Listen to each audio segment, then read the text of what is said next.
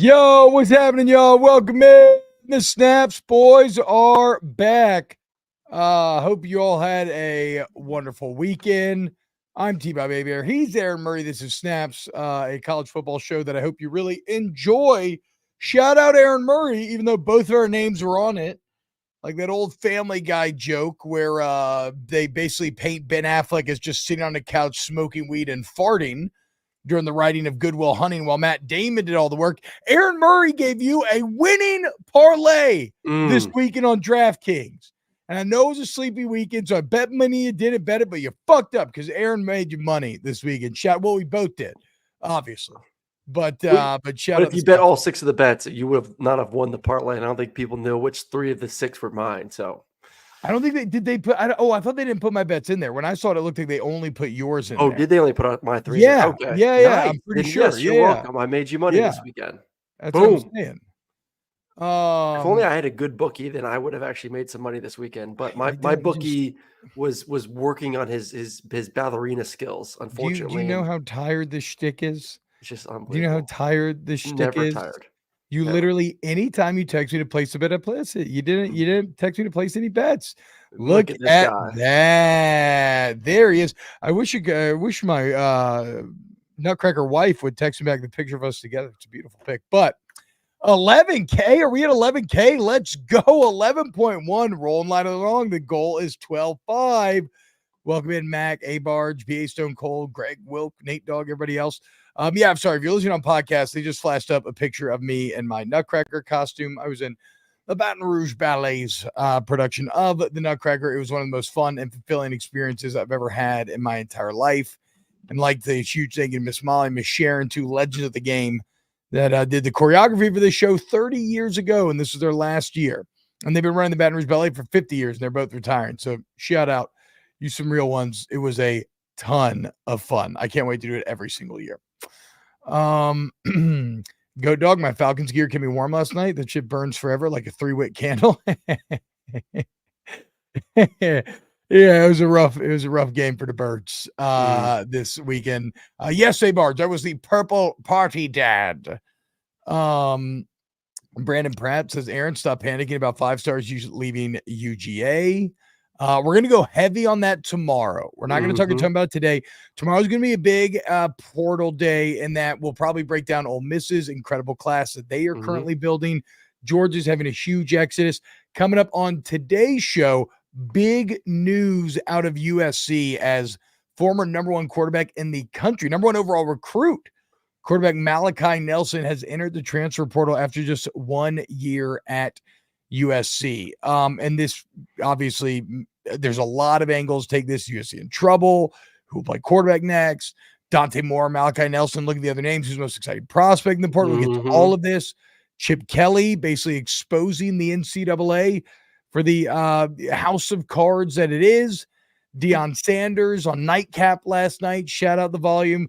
Even though, look, as great as Coach Prime was, if you like this show, do yourself a favor and go find the YouTube video of Shannon, Sharpe, of Unk and Ocho talking about eating ass because it is fantastic and it is right in line. Did you learn anything? Any experimental moves that you well, so I talk a big game, but like Shannon, I have never eaten ass. And so, yeah, I am, like I said, I like to pretend, I like to cosplay as a degenerate, but I don't know if I'm real one, like Ocho is. I don't know if I'm about that life. He did say to use whipped cream and maybe like put like a cherry or a strawberry on there. Oh, I also heard Ocho one time said that the way he healed his ligament sprains was he would, like a sprained ankle, he would get urine and dip his foot in essentially a bag of urine and just let it like marinate, and that's how he cured his ailments during his time in the NFL. I mean, now that I remember that going viral, I'm still not sure about the science behind that. Now, I will say this: it's not to say I've been caught up in the moment, and I have been completely open and/or wanting to perhaps eat ass. But at the end of the day, it's not my body. It takes 2 to tango. It does. And I don't think my wife necessarily wants her ass eaten. How do you know? Until you do it. Well, no, because we've talked about it. Oh, okay. So it's not like you Yeah. think, she doesn't. I would say this. The crazier part, and it all kicked off because they were talking about sucking toes. I would eat ass way before I'd suck toes. I'm not into sucking toes at all, dude. Like, at all. At all. I'm sorry. I did not mean for Unc and Ocho to completely derail the beginning of the show. Craig Lawson, damn dudes. Happy Christmas week, Happy everyone. holidays. Happy holidays. Merry Christmas. Happy Hanukkah. Aaron, as our resident actual Jewish person, is Hanukkah over? Where are we at? Hanukkah is over. Finished about 4 days ago. I think last Did Thursday. You light a single menorah candle or spin I was a bad Jew this year. I was a bad Jew. We were also unbelievable. Had like literally the flu go through the family the entire like week of Hanukkah. So we were not really in the Hanukkah spirit. So it's an excuse. I was a bad Jew last week, but we're full steam ahead for Christmas though. The cash in my cashew self is ready to go. Oh my God. Craig, Dobby said Hanukkah's over. It's ass eating time. Yeah. I mean, that's like, it's always been the tradition, right? Ass over where you eat the unleavened. Oh, okay. There's actually, you could do a good ass over joke. I'll find it eventually. All right. Let's lock in, Aaron, because ostensibly this is a football show and we have football to talk about, even though we're happy to be back with you boys and girls. Hit the like button, share it with your friends. Caleb McCollum, I will get into what's going to happen with my hair a bit later on. We're going to have to push back the date a bit. I'll explain why. Everybody relax. Here we go. More excuses of not cutting the hair. At the end of the show, we'll get into it. Okay. It's just a delay. It's like a video game, right? You want to be right. Where am I? We need to find out what other Jewish quarterbacks existed in college football and where I rank. Well, there's Barry Steinitz. There's William Goldberg. There's Jeff Rosenberg. Who could forget about Mark Goldstein? I'm sorry. These are all horribly offensive, Jewish stereotypical names that I'm throwing out here that are not real quarterbacks at all. Oh my God. But this is funny. Aaron's the best ever Jew B. Caleb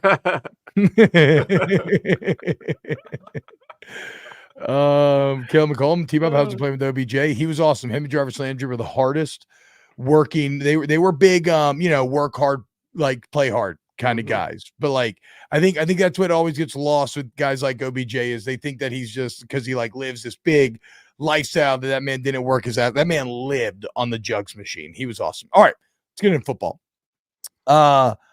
Former number 1 overall recruit quarterback Malachi Nelson out of USC hits the transfer portal after 1 season with the Trojans. Of course, he only played in 1 game, so he has his red shirt, so still 4 years of eligibility left.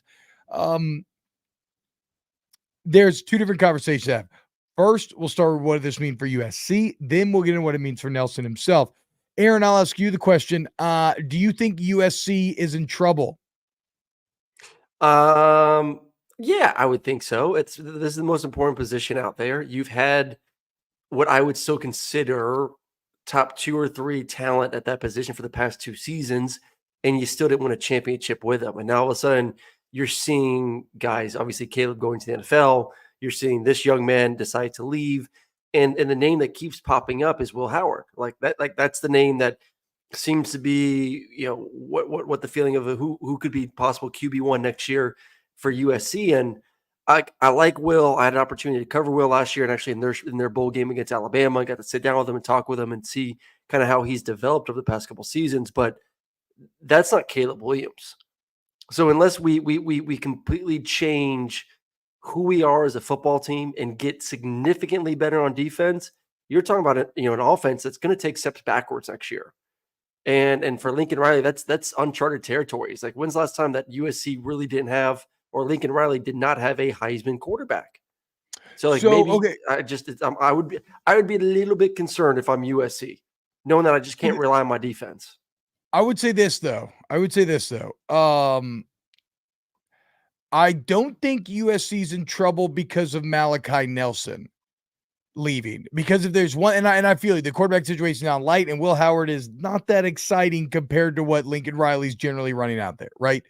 But if there's one thing Lincoln Riley knows how to do, it's evaluate quarterbacks. Like we can agree on that, right? Yeah. Like it's a very salient No, point. he I was reading does. Antonio Morales out of The And Athletic. he's dominated with transfer quarterbacks too. Like he's been able to get success with transfer guys, during his career. So that's someone that if there was someone to trust in that department, then yeah, I would trust him. But exactly, right. And to the point of that is, if he believes in Malachi Nelson, they wouldn't be shopping for Will Howard.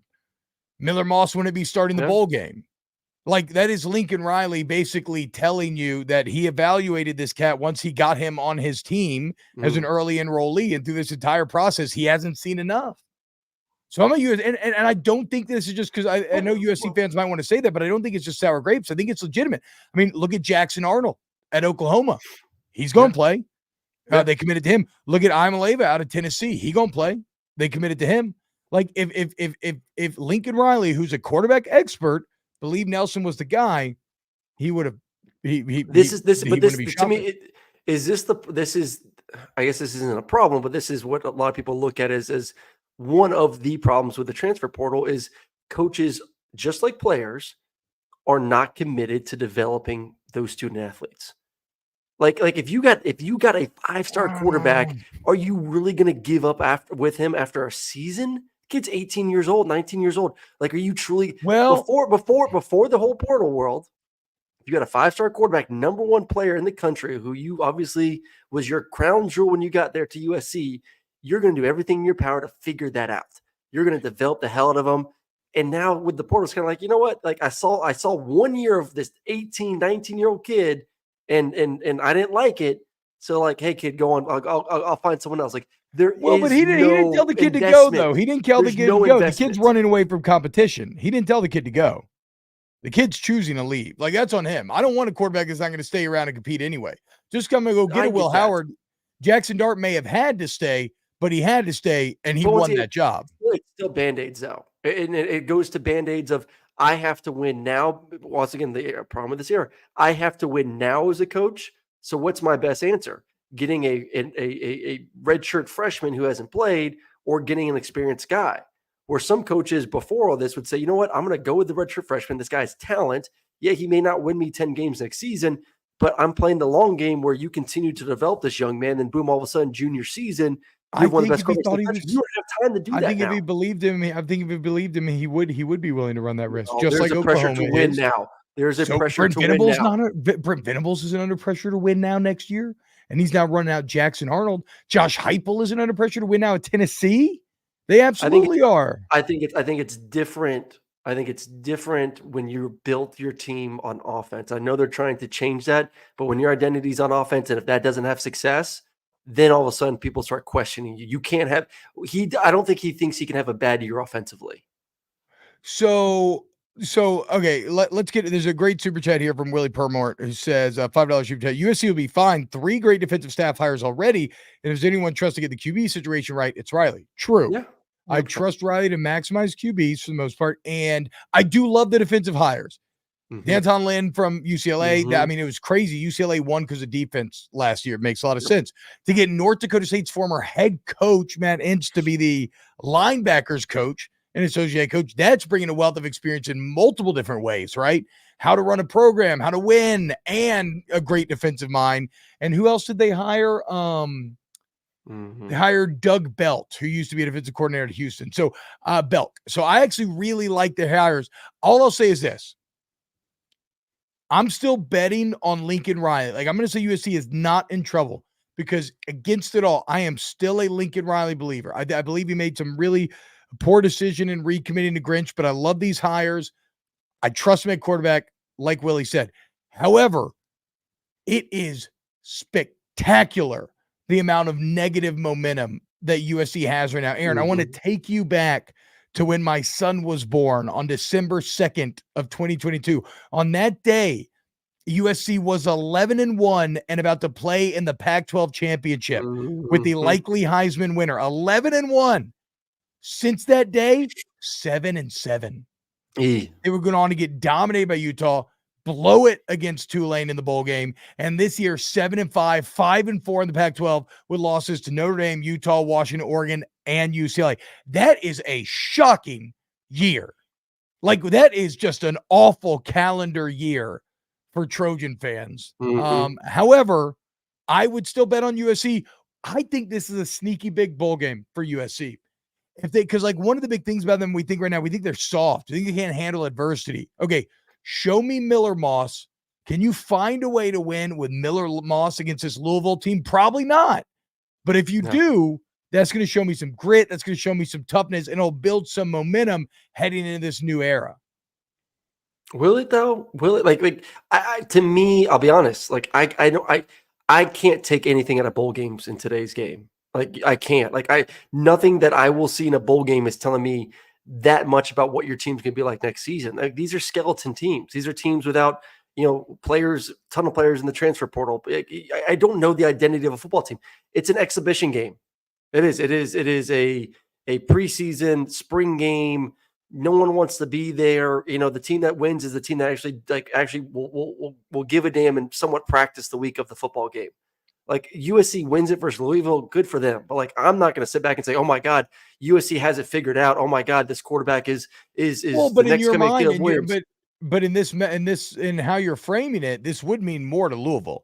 Like USC should be the team that's like, we don't give a fuck, whatever, we're bigger than that, blah blah blah. So that's kind of my point. If USC kind of humbles themselves and shows the commitment to work to go beat a very good Louisville team, that does prove something to me about the kind of makeup of this program. Because that's what bowl games are to me. I feel you. Yeah. You really have to engage in a lot of nuance to decide how we're thinking about each individual team. Like in the Texas Bowl 2 years ago, LSU played Kansas State and had a wide receiver playing quarterback. Yeah, because that's how sideways everything goes. 30-something scholarship 39 scholarship players. Yeah. So there are some situations where, yes, like, okay, throw everything out the window, right?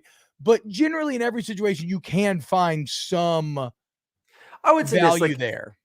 If the quarterback does go out there and have success, then all of a sudden I think you could start saying like, okay, is this possibly our guy? Like, do we need to get Will Howard? Does Will Howard then want to go there? Like if Miller Moss goes and throws for 200, 300 yards, 3 touchdowns, then all of a sudden I think that may hinder your ability to get Will Howard. Does Will Howard want to go into competition with the guy that's been on the roster, the guy that just won a bowl game? Like, I think that gets to be a little bit of a tricky situation too. So like, how much do you want Miller Moss to have a good game if you truly want to get someone in the portal? It's like, if you're a Tennessee fan, you probably want Joe Milton to go. No, I want to see what Nico, Joe to go. That's what I'm saying. I want to, like, you want him to skip the bowl game. I want to see what Nico Iamaleava. You asked about Oklahoma though too. I think some of this does play into the NIL world too, where those two quarterbacks are promised a lot of money. Yeah. There's people behind the scenes saying like, "Hey, we put together an $8 million package for Nico. Nico needs to play. Like, we ain't going to pay for Nico $4 million, 2 years freshman, 2 years sophomore, for him not to play football." No, I agree. And this isn't a money situation, but like, LSU fans sure would love to see Jaden Daniels in a Tiger uniform one more time. It's a Heisman winner, but like, they also, everybody's kind of like, well, no, but nobody wants to see him get hurt. And then you can get eyes on Garrett Nussmeier. And how serious should you be considering? Sorry, Matthew. And I don't mean Joe Milton to like leave college. I mean, they don't want him in the bowl game. They want to get eyes on Iamaleava and where he's at currently. Congratulations, NorCat 10. Know themselves. Know yourself. I guess I have to explain that since it's not just visual. He says, people keep asking me if I'm gay, and I haven't really had an answer, but now, I'm thinking I'm gay. It must be from watching the show. Thank you. Congratulations. Turner Young with the $5 super chat. USC made that Washington game at home their Super Bowl. Would love to eat. I don't even know if I can read the rest of this. I feel like it's going to get us in trouble. It says, I would love to eat peaches at USC with my friends. So that's great. That's great. So I don't think USC's in as much trouble as it actually look like. I like the hires, and I like Lincoln Riley's ability to find answers. Where would you put them in the Big Ten? Where would you put them in the Big Ten heading into next season? 6? Definitely. Okay. Definitely Nebraska first. Yeah. Then the Michigan, Ohio State tier. Then Penn State. Washington, Oregon. Oh yeah, I forgot about Washington. Yeah. So actually, let's put Washington, Oregon actually in the Michigan, Ohio State tier. Okay, so you got the Big Four. Shut up. What are you talking? You're such a fucking hater, dude. I want to see him do it without Penix, but okay. Yeah, no, I feel you. But whatever. Kalen DeBoer. Okay. Show some respect for the man. He's in the fucking playoffs. I get you. The Big Four. We'll say Big Four. Well, the Big Four. Yep. Then it's probably like Iowa, USC, Penn State, Nebraska. I mean, yeah. Wisconsin. Not really, but like in the right direction. They're middle of the pack. And UCLA beat them this year too. Don't forget UCLA is coming with them as well. So true. Like is middle of the pack in the Big Ten a good thing for USC? Probably not. So no, but I think that to be in trouble. Well, but I don't think. I mean, I guess by 2 years, I think they'll be good again. I think they'll figure it out at quarterback, and I think they're going to have a much improved defense. But maybe I'm wrong. I mean, you raise a good point. More competitive conference. Well, Utah, a lot of negative momentum. Utah's going to the Big 12. Can we just rename these conferences though next year? Has that been discussed? The Big Teen. Okay, now let's look at it from Malachi Nelson's perspective. Why did Malachi Nelson leave? He's from California. Mm-hmm. He was the number one quarterback in the country. He was committed to OU, then flipped to USC with Lincoln Riley. Again, is it simply because Lincoln Riley didn't think that he was the guy? Or maybe not. He didn't think he was ready to be the guy this year. Or, obviously the discussions of Will Howard. I mean, I'm sure that for this kid's mind, I mean, I've been in these shoes. In his mind, I'm sure it's like, okay, Caleb has one more year left. Next year, this is my team. And then all of a sudden you see your coach is shopping in the portal to get another quarterback. I'm sure it pissed you off a little bit, especially a guy that is more seasoned than you are. I mean, no one wants to play the waiting game anymore. Like if I'm a 5-star quarterback, no one wants to pull the Carson Beck, wait for 3 years. And they want to play within their first 2 years. And if not, then I'm gone. Like I get it. I understand. I don't get it, but I was also fortunate enough because I got to play my redshirt freshman year, so I didn't have to wait. So I don't know what that's like, but I would anticipate being a 5-star quarterback your whole life. You were told you should be a starting QB somewhere. You could probably go be a starting QB somewhere. I don't know what the NIL situation is at USC. You go hit the market, you go get paid, and maybe you could play as a freshman or redshirt freshman. So yeah, and remember if you don't play your first 2 years at a school, there's an 87% chance you transfer if you're a top 50 quarterback. Even if you do play, there's a 50% chance that a top 50 quarterback transfers. Only one guy plays. And even look now, you got Cam Moore, DJU, Malik Murphy, Dante Moore, all out there. I'll be fascinated to see how it all shakes out. Cam Ward's the big piece that needs to fall. And it looks like it's Florida State, Miami for him right now. Like that's the domino that falls, and you start to see how everything else shakes behind him. So we'll see. I mean, signing day is on Wednesday. So I'm interested to see what these guys' decisions make here in the next couple of days. There seems to be a debate taking place. Who wins between Penn State and Oregon, Aaron? Oregon. Yeah, I think so too. So let's get to our former Oregon coach now at UCLA, Chip Kelly, who had a very strong take about the current state and the potential future of college football. But I think if you went together collectively as a group and said there's 132 teams and we all share the same TV contract, so that the Mountain West doesn't have one and the Sun Belt doesn't have another and SEC has one and they have another, that we all go together, that's a lot of games, and there's a lot of people in the TV world that would go through it. You can sponsor each one. Instead of calling it Group of Five and Power Five, you can call it Amazon, Nike, bid that out to things. You do a lot of different things.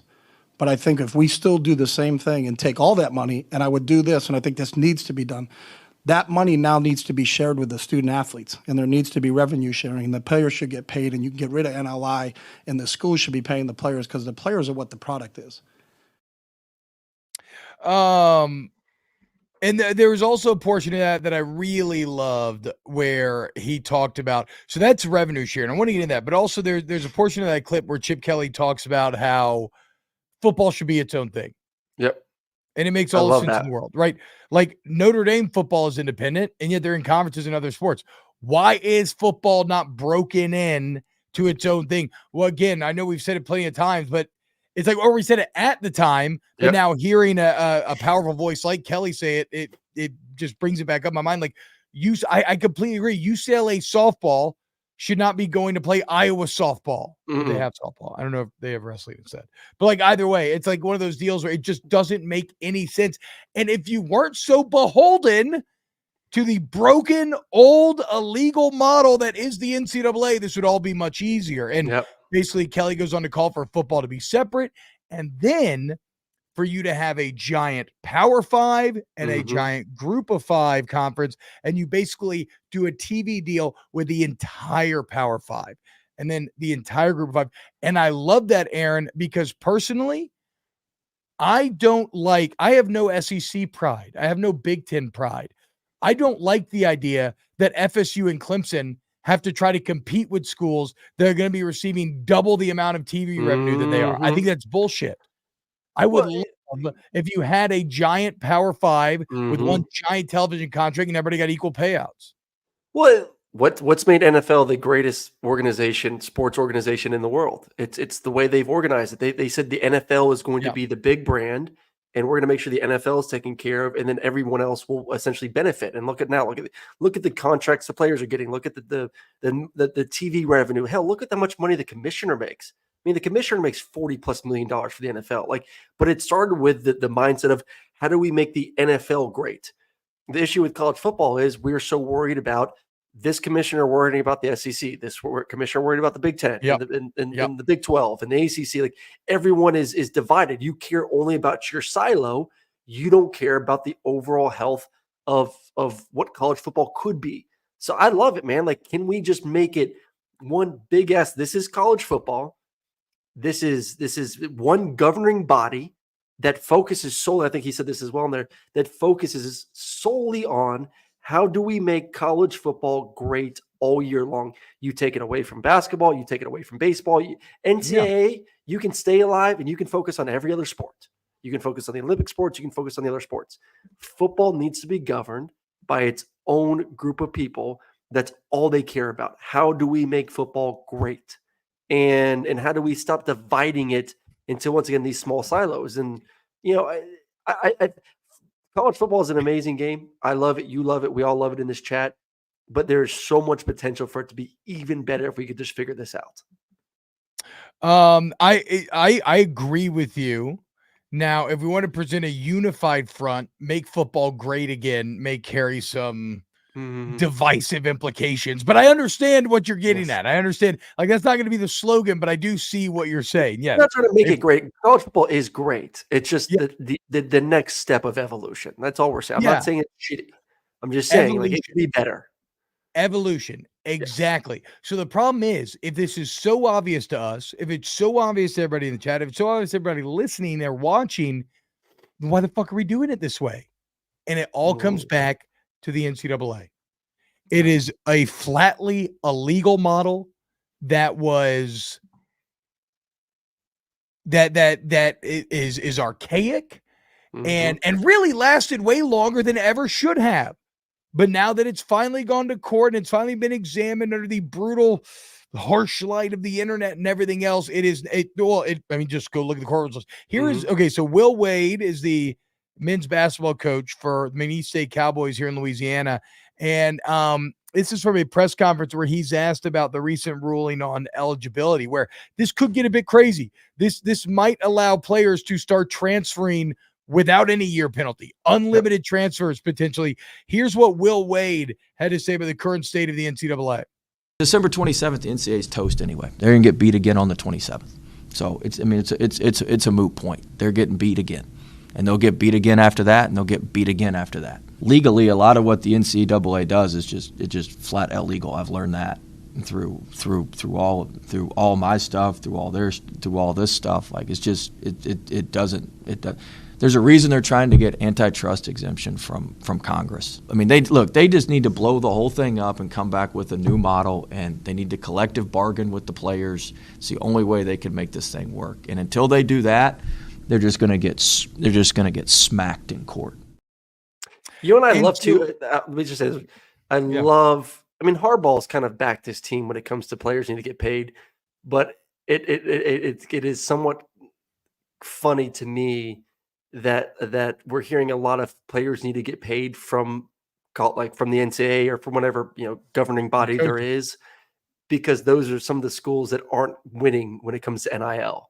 Like that's a part of it too. Like for those that are having success, especially in the SEC, like, do you truly want there to be equal revenue split among all the universities when right now you're benefiting the most from NIL because your fan bases take care of the players more than say some of these other conferences? Like that's a big thing too. So admittedly, y'all who listen to the show know I can be an idiot. So maybe I'm fucking dumb. But this is the one thing that I disagreed with Chip Kelly on. And it's this idea that if players get a piece of the TV revenue, the NIL goes away. No. Why would it? It's advertising. No. Yep. You can't cap advertising. Mm-hmm. You can't tell Patrick Mahomes State Farm can't pay him for commercials. And I can't fathom any realistic, and you can put in rules to be like, well, they have to actually do this and there can't be school collectives, blah, but I see no way to police it. How do you realistically police it? If a company wants to pay fucking Gunnar Van Stockton or whatever his name is, I think it combined Vandergriff and Stockton. Yes, you did. If they want to pay this cat to do commercials at a local car dealership, I mean, what in American law says you can stop them? Mm-hmm. Like, no, that's the thing about the NCAA. That's why I haven't understood them complaining about NIL. NIL's just saved them from having to have the revenue sharing battle. Like, that's the battle they still have to have. Well, I think the way that I wouldn't say NIL will never fully would never die, but you could do a couple things. One, you could get rid of the collective model, saying, hey, these players are going to get paid. No more of these essentially entities that are coming together to solely focus on putting together packages for individuals. You could do that. How though? How? I don't see how, because you could still just do that. Water you finds a way. Money finds a way. I 100% agree. But then that's where it comes to my second kind of thought here. If I'm a donor and I know at the end of the day that these players are getting paid X amount of money, I think that does limit the pool that was originally paying to pay players to come to their university. If I know if every kid on the football team is making $100,000, maybe you can get the big time boosters. But if I'm like your average fan that wants to help out a little bit, I'm saying like, man, these kids are already making six figures through NCAA right now. Why am I going to pay them even more money? I think it does limit the number of donors. But to me, it's the exact same thing as right now. It's because, well, guess what? Georgia's going to pay him more money. So so you're still going to have guys like Lane Kiffin out there like, look, if you want to win, like you got to pay. It's just what it is. It makes it a little bit harder. It makes it a little bit harder. It would make it a little bit harder. It may. Maybe. Yes. There's always ways to get kids paid. There's always been ways to incentivize kids to come. Before NIL, after NIL, there were always there's never being after NIL, but before NIL, there was ways to find nice little McDonald's bags to incentivize kids to come to your university. Like there will always be avenues. But again, if you are someone who hates the current chaos of college football, which I actually am, I kind of love it, even though I know it's not going to stay here, where I like that you get a free one-time transfer and then you have to graduate to transfer again. Although it sounds like the courts are about to rule most likely that you could just transfer unlimited amount of times. I hate that. That's so stupid. Well, okay, but that's the NCAA's fault because everything is being examined in the court through a system that is flatly illegal and has been for 100 years. And so like, that's why when Will Wade's talking about blowing it all up and coming up with something new, he's exactly right. The longer you try to hold on to this illegal system, you get these kind of janky, cobbled together solutions and or rules. Just Band-Aids. It's all just Band-Aids. Yes. I think the signing day is a great example of a Band-Aid too. Like we added this early signing day, which is just idiotic. I mean, the calendar is a nightmare at the moment. I mean, you literally have all of this going on right now. Transfer portal, dealing with NIL, the signing days in 3 days. You have bowl games. You have getting ready for the playoffs. I mean, Malik Murphy is the perfect example of just the how stupid everything is right now. Yeah, you have a quarterback who is getting ready to play in a playoff game who may be needed at some point during the game in one of the two games. I mean, may be called upon to win a national championship. Has to hit the transfer portal because of the way the calendar is set up. And now all of a sudden Texas is without their backup quarterback. How crazy is that? Like that is just such a shame. And as I understand it, like Steve Sarkisian would still want him to be on the team and then allow him to transfer afterwards, right? Yeah. But he just can't because of the rules. Again, I mean, to me, it's also like, it's the old, I used this with Hester and Carpenter the other day. It's the old Dutch cartoon of the boy who's at the dam and the dam springs a leak. And so he sticks his finger in the leak, right? But then another one appears. So he sticks finger there and then another one appears. And so it's like, okay, yeah, in this system, Malik Murphy gets fucked, but then you change it and somebody else is going to get fucked. Yep. Like somebody's always going to get fucked. So I agree with Will. It needs to get blown up, and we need to bring together great football minds, and then let's just focus on, okay, we're going to have a 14-day lock us in the building, focus on this sport, and let's figure out how we can make this calendar and everything else better about it. So until that happens, it's going to continue I'm like not saying I'm not saying that you don't try for solutions. I'm just saying let's just recognize there's never going to be a perfect one. No, there'll Hella never be a Baby perfect TV one. says Dylan Raiola is waiting for Carson Beck to declare. If he don't, he's going to Nebraska. Source right here from Buford and live here now. I know. First off, I am always and forever. Fuck the Buford Wolves. If Dylan Raiola would go to my Cornhuskers and make them good, I would repeal a little bit of that. I went to JC, so I struggled at Buford's hands for quite a bit. Nebraska, I really hope Raiola ends up going there because it was a fun and exciting week when you were going to get Kyle McCord and Raiola. There's no way he can go to Georgia at this point. There's no way. You think? Okay, good. That makes sense. Would it? Maybe guys don't care anymore because of just the world they live in, but it'd be like you're engaged to your wife. You're about to go to the altar, engagement, and then all of a sudden, like the day of the wedding, you're like, you know what? I'm gonna go on a 3-day vacation with this other chick. I'm gonna go check her out for a little bit. No, it's Aaron. Yeah, you're not engaged. You're not engaged. You're engaged. Maybe you're dating. Are you not engaged? Talking. When you commit, you're engaged. You sound like. And then Brit the signing Minimal. day is the final day of the wedding day. You are engaged. No. And then right before the wedding, you go for a little 3-day little hangout with old fine Blondie with the big D's over here. Yeah, I just don't think it sits well with the dog fans. I'm just going to be honest. Okay, dog fans, run out Dylan Raiola because you can't handle the fact that he had a little flirtatious affair. Okay, I'm sure. Yeah, that's exactly what you need to do. Beck has nothing to do with Raiola's decision. We'll see. Why don't y'all just pay $4 million to Carson Beck so we can all laugh at you? So Bobo and Beck can fail you again next year. I want to get to Deion's comments on Nightcap last night, but first, our friends at DraftKings. NFL fans, it's time to unwrap some nonstop football action. This holiday season, throw down on big matchups with the DraftKings Sportsbook, an official sports betting partner of the NFL. This week, new customers can bet just $5 on the NFL and score $150 instantly in bonus bets.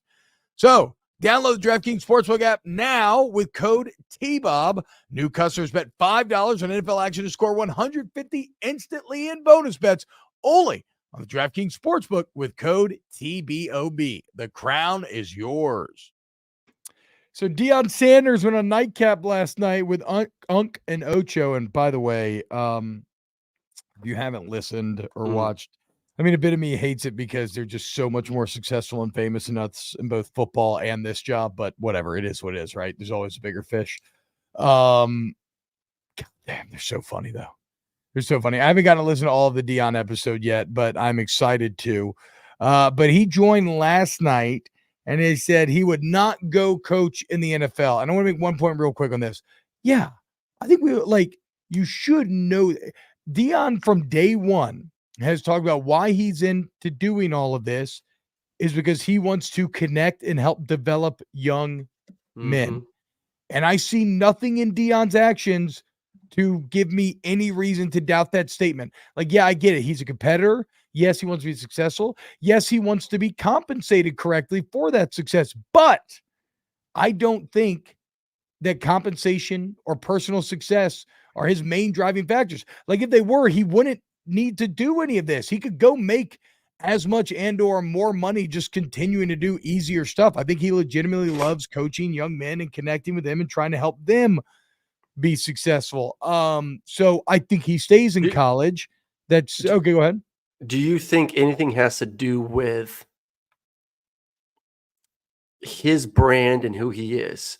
Like, I'm just asking, like, Deion is the main attraction to Colorado. You go coaching the NFL, Deion ain't the main attraction if he's the head coach of whatever NFL football team. Well, Like, okay, do here, you think there's a sense of him enjoying to being the face of, because we always talk about college football, like who is truly the face of these programs? Well, it's Nick Saban, it's Kirby Smart, it's the head coach, like because players are rotating, guys are in for 4 years, but the face of an NFL team, the quarterback, he's getting paid $50 million. That's the face of our franchise. Then this player, then that player. Like Deion ain't the face of the, I don't know what team sucks in the NFL. I don't really follow too much. Whatever NFL team, he ain't the face of it.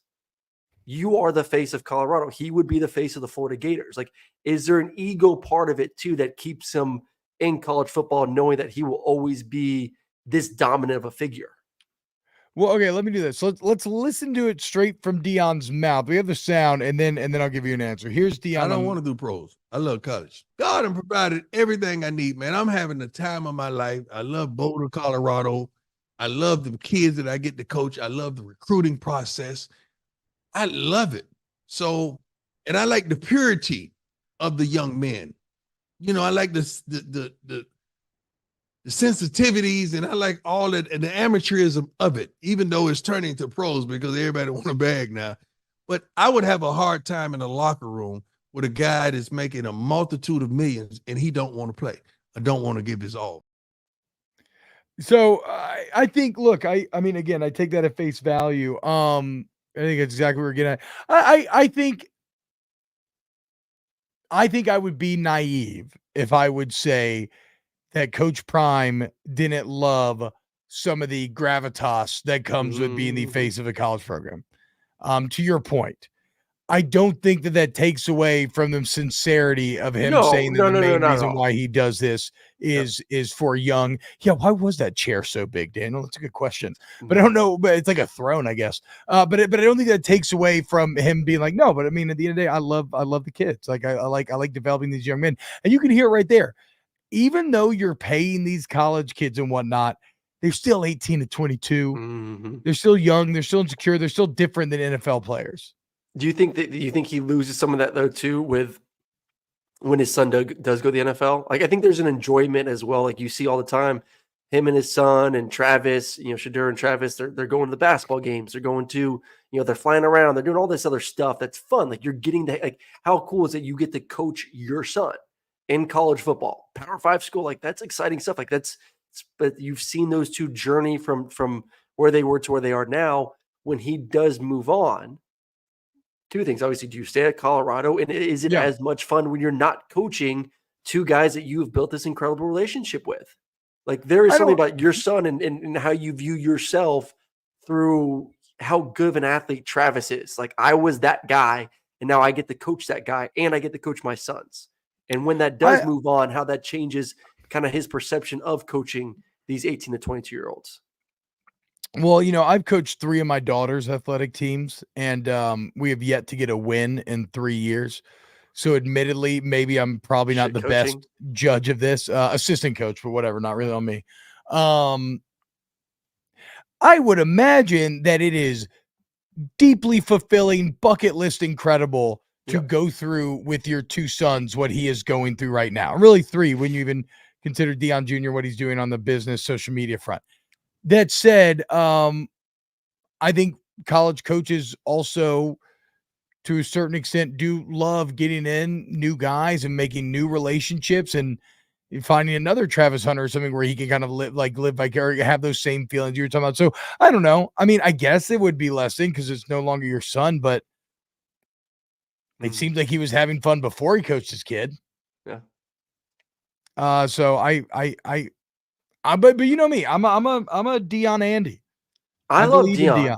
I was trying to get Deion. I was trying to get Deion to Auburn last year. So like my feelings on Deion. I think Deion is really good for a lot of programs, especially those who need a facelift, need some recognition, need some booster support, whatever you need. Like he should be on prime on your list of candidates that should be possibly higher. I just don't see him staying at Colorado. Like I don't see him going to the NFL, but I do not think Colorado is the end point for him over the next couple of years. Rudy Wright says, yeah, Saban, Dabo, Kirby are all into the gravitas of being the man as well. All the coaches enjoy being the man. Yeah, dude. To be a head football coach in a college program, a major one, you have to have the ego of like a medieval king because essentially you are one. Like your word is law and everybody has to fall in line. So yes, it's going to attract, it's not negative, it's just going to attract people who are more comfortable with that. Todd Cagle says, I didn't say it.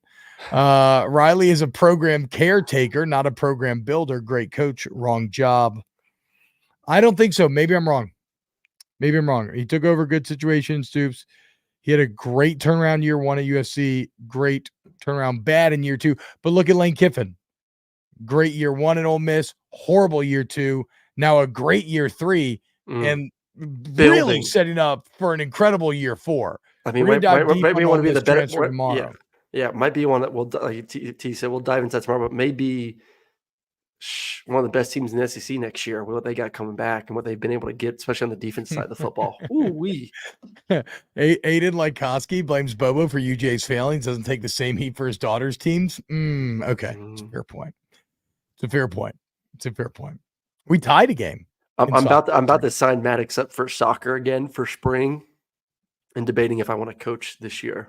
And just last year coaching was a disaster. He was the only kid on my team that didn't play. So I'm coaching 9 other 3-year-olds as my son's running around picking flowers and doing other random shit. So I'm like, why am I coaching these kids? I want to coach my son, and he's the only one that didn't give a damn about playing. I'm just there to hype kids up and make sure everybody has fun. I'm just there. All these other parents just like sitting there like, oh, they'll be fine. I'm like, can someone help me? I'm chasing around your damn kid. Fuck no, dude. That's your job. You're the coach. Come on, coach. Get it right. Yeah. Unbelievable. No support. Florida State running back Trey Benson skipping the bowl game, entering the NFL draft. And then somebody, maybe PG, somebody else said in our document wrote, should Florida State just opt out the Orange Bowl? That's a bitch-made question. Whoever wrote that is a coward and would have never gone undefeated, 55 strength of schedule or not. And I know, look, the question is just a inside conversation. I understand that. But no, all Trey Benson did was make a smart decision for himself personally that we can all agree with. You know what he would be? He would be playing if they were in the playoff. I would also, again, like to take this opportunity to preemptively tell everyone who is going to play the I told you so game to fuck all the way off when FSU loses a bowl game, because it in no way changes any of my original complaints or arguments about the selection process. I think it goes both ways too. Like we talk about what I said earlier, I can't take a lot from these bowl games. This is the Georgia Florida State is the prime game you can't take anything away from. Georgia has a quarter of their roster guys leaving for Georgia now. Yeah, Georgia has a quarter of their roster either in the portal or getting ready for the NFL. Florida State's gonna have a bunch of guys getting ready for the NFL. Like this ain't the extreme of what we just talked about with LSU and 39 scholarship guys, but you make significantly. It's not far off. It's trending in that direction right now for both these teams. So I this is a just everyone go out there and be safe and turn this into a Pro Bowl game. Just put flags on the kids, get it over with, and move on to 2024. We're Master Hart. Nah, hell, it's like y'all think Bobo's out there playing. That man averaged 40 points a game in the SEC. Eat a dick. Now, this is me with a finely grilled dick right in front of me, cutting it up. Well, Whipmaster, I tried to tell you from the beginning of the season that Bobo would fail you when it mattered most after putting up great stats in the regular season, didn't I? I'm mainly just thinking about how funny it would be if somebody like was told to eat a dick and just had like an actual phallus just served up to them, finally cooked. Didn't that happen in Game of Thrones with what's his name? Got his Ramsey. When Ramsey got his Ramsey. No, Ramsey cut off Theon's. Yes, but wasn't he eating it? Someone ate it. I think he was playing like he was eating a sausage. And he was kind of wiggling in front of him. He's weird enough to he was.